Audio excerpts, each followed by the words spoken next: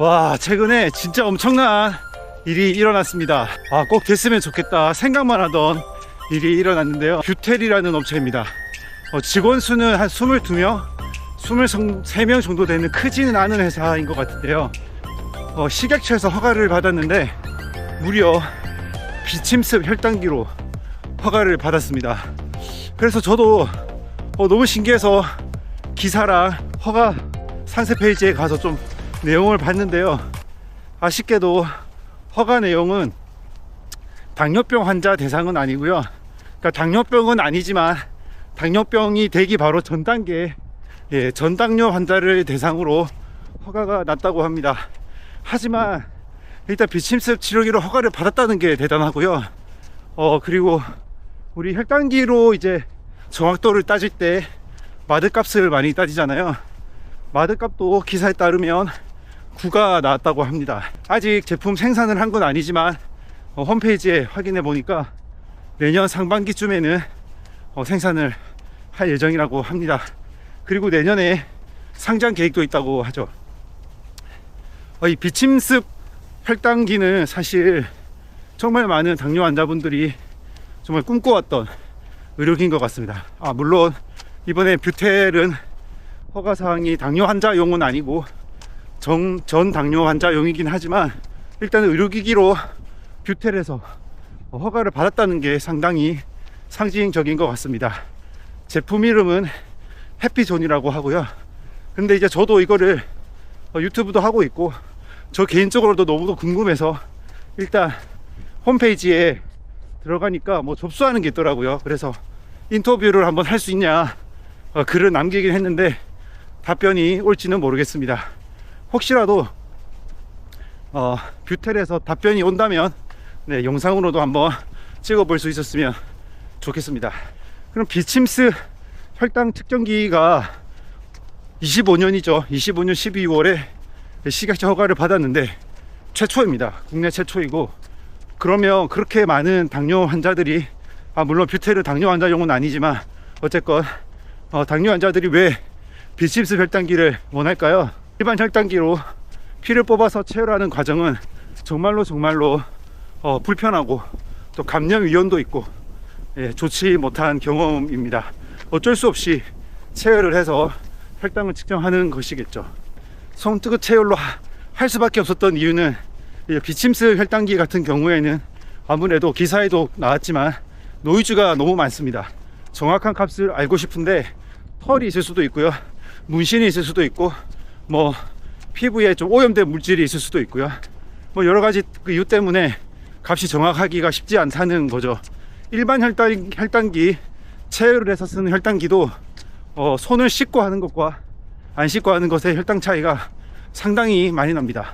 손끝에 살짝 음식물이 묻어 있거나 가도 결과값이 상당히 많이 달라지죠. 그래서 비침습 혈당기는 상당히 어려운 기술로 여겨졌는데 이번에 허가가 됐다는 게 상당히 큰 의미가 있는 것 같습니다. 그럼 비침습 혈당기는 어떤 사람들이 도전을 해왔을까요? 지금 당장 기사를 찾아봐도 엄청나게 많은 박사급, 석사급 인재들이 투자를 받아가면서 한 10여 년 전부터 비침습 혈당기를 개발한다고 기사가 많이 나왔었습니다. 실제 여러가지 박람회 학회에도 출품하고 했지만 아직까지 허가받은 제품은 없었었죠. 뭐 좀 유명하게는 21인가요? 거기에 CL의 아버지인가? 그분도 또 이런 거를 개발한다는 기사도 있었고요. 어쨌건 지금까지는 많은 분들이 도전했지만 잘 되진 않았습니다. 그리고 또 유명한 게 있죠. 애플워치, 그리고 삼성 워치에도, 삼성 갤럭시 워치에도 혈당 측정 기능을 도입하겠다는 추측, 이런 내용들 실제 연구하고 있다라는 기사들은 수년 전부터 있었지만 결국은 포기를 하거나 진행이 되지 않고 있습니다. 비침습 혈당기를 쓰게 되면 체열로 인한 그 고통을 없애는 것뿐만 아니라 감염에 대한 위험도 줄어들고, 또 횟수도 피를 뽑아서 측정하는 경우에는 5번, 6번 측정하기는 쉽지 않죠.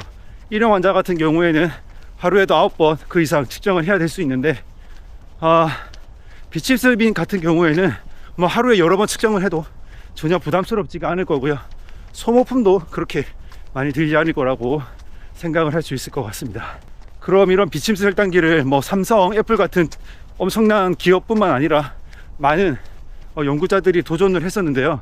실제 제품으로 출시된 건 없었을까요? 네, 국산 제품은 아닌데 이스라엘 제품이었던 걸로 기억합니다.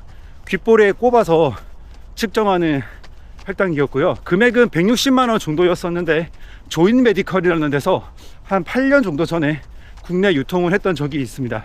하지만 혈당 측정 값이 좀 정확하지가 않았고, 그리고 좀 불편하기도 했었고, 초기에 30분 정도 세팅하는 시간도 필요했었다고 하고요. 무엇보다도 가격이 꽤 비쌌죠. 그리고 이 제품 자체가 혈당을 많이 측정해야 되는 1형 당뇨 환자를 위한 제품은 아니었고, 2형 당뇨 환자, 그 중에서도 인슐린을 맞지 않는 조금은 경미한 당뇨 환자라고 할 수 있는 대상이었습니다. 근데 저희가 생각해 보면 어떻습니까? 2형 당뇨 환자분들 혈당 측정 잘 하지 않죠. 2형 당뇨 환자들 중에서 정말 관리 잘하는 분들, 또는 인슐린을 맞기 때문에 관리를 해야 되기 때문에 하시는 분들 정도 외에는 혈당 측정을 잘 하지 않는 게 현실인 것 같습니다. 그러다 보니까 비침스 혈당기라는 엄청난 혁신적인 제품이 있었음에도 지금은 사라진 제품이 되었죠. 그리고 그 제품을 개발한 글루코트랙이라는 업체도 지금은 거의 사라진 않았습니다. 나스닥에 상장은 돼 있지만 거의 존재감이 없어졌다고 할 수 있죠. 최근의 경향을 한번 보면요, 미국에서도 비침습은 아닌데 비침습과 거의 비슷한 패치형이라고 할 수 있는 제품이 출시가 되었습니다. 올해 9월에 FDA 승인을 받은 것 같습니다. 근데 이것도 대상 환자군이 인슐린을 맞는 당뇨 환자는 아니고요, 타임 인 레인지라고 하는 얼마나 정상 혈당 값에 오래 머무르는가 라는 것을 보는 용도로만 쓰는 정도라고 합니다. 의료기기로 허가를 받기는 했지만 인슐린을 맞기 위해서 그렇게 타임리 정확한 혈당을 보는 용도는 아니고 TIR을 보는 용도로만 허가를 받은 것이죠. 어쨌건 앞으로는 충분히 발전한 여지는 있다고 합니다. 수면이라거나 케톤이라거나 또 다른 여러 가지 기능들을 이 센서에 향후에 넣게 되어서 토탈 헬스케어 제품으로 또 거듭날 수도 있다는 비전을 보이기도 했는데요. 내년에 그리고 내후년에 어떤 식으로 또 발전할지 지켜봐야 할 것 같습니다. 비침스 혈당기는 여러 가지 노이즈 때문에 정확한 혈당을 측정하기 어렵다고 했는데요. 비침스 혈당기가 혈당이 정확하지 않으면 어떤 문제가 있기 때문에 이렇게 일반인 대상으로만 허가가 날까요? 최근 일입니다. 리브레3가 굉장히 큰 문제가 된 일이 있는데요. 리브레3의 어떤 정확도 문제로 인해서 7명 정도가 최소 그 정도가 사망을 했다라는 외신 보도가 있었습니다. 리브레라고 하면 상당히 정확한 제품이잖아요. 물론 이제 리브레3 얘기고 일부 로트에서만 발생한 일이고, 그 로트는 전략 회수를 조치했다고 합니다. 국내에 들어와 있는 리브레2 얘기는 아니니까 안심은 하셔도 될 것 같고요. 그렇게 잘 만드는 그리고 정확하다고 하는 리브레3에서 어떤 일이 있었을까요? 특정 로트에서 결과값이 조금 잘 안 나오게 잘못 제작이 되었다고 합니다. 이게 혈당값이 정확하지 않으면 어떤 문제가 있냐면, 예를 들어서 인슐린 투여량을 요정 혈당기 값으로 결정을 하는데 사실은 혈당이 지금 낮은 상태인데 요정 혈당기가 높다고 잘못 표시를 하게 되면 인슐린을 맞는 환자 같은 경우에는 인슐린을 추가 투입하게 되겠죠. 시간이 좀 지나서 다시 확인해 봤는데 고장난 혈당기가 다시 높은 혈당값을 보여준다면 또 인슐린을 주입할 수밖에 없을 겁니다.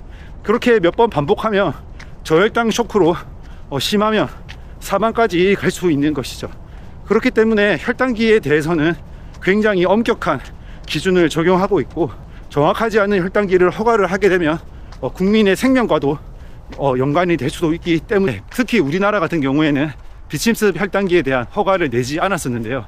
이번에 당뇨 환자 대상은 아니긴 하지만 어쨌든 허가가 났다는 게 상당히 의미 있다고 할 수 있겠습니다. 저도 계속 필에너지 채널을 운영하면서 이 뷰텔, 그리고 뷰텔 외에 비침스 혈당기가 어떤 식으로 또 국내에 나오고 판매가 되는지도 추적을 해 보도록 하겠습니다. 처음이 어렵잖아요. 그런데 비치인스 혈당기가 한번 허가가 났기 때문에 그 전에 상당히 많은 업체들이 또 비치인스 혈당기를 준비를 하고 있었습니다. 그래서 아마 또 내년에는 허가들이 또 더 많이 생기지 않을까 라고 추측도 해볼 수 있겠습니다. 그리고 여기서 한 가지 또 생각해 볼 거는, 아직까지는 당뇨 환자용으로 허가가 나진 않았지만 향후에 제품이 더 고도화돼서 당뇨 환자용으로 또 발전이 된다면 어떻게 될까요? 과연 그렇게 되면 일반 혈당기는 매출이 줄어들까요? 지금으로서는 섣불리 예측하기는 상당히 어려운 부분들이 있습니다. 유럽이라거나 다른 곳에도 마찬가지로 비침습 혈당기가 허가가 되어 있고 시장에 같이 혼재되어 있지만 연속 혈당기 매출이라거나 일반 혈당기 매출에 크게 영향을 줬다는 얘기는 없거든요. 그래서 내년에도 비침습 혈당기에 따른 혈당기 시장의 재편이 어떻게 되는지도 상당히 관전 포인트가 될 것 같습니다. 네, 지금까지 들어주셔서 감사드리고 내년에도 계속해서 좋은 영상으로 찾아뵙도록 하고요. 오늘 말씀드렸던 뷰텔이라거나 바이오링크의 샤인, 그리고 리브레 3의 사망사건 이런 거 관련해서도 따로 자료를 좀 만들어서 말씀을 드릴 수 있도록 하겠습니다. 감사합니다.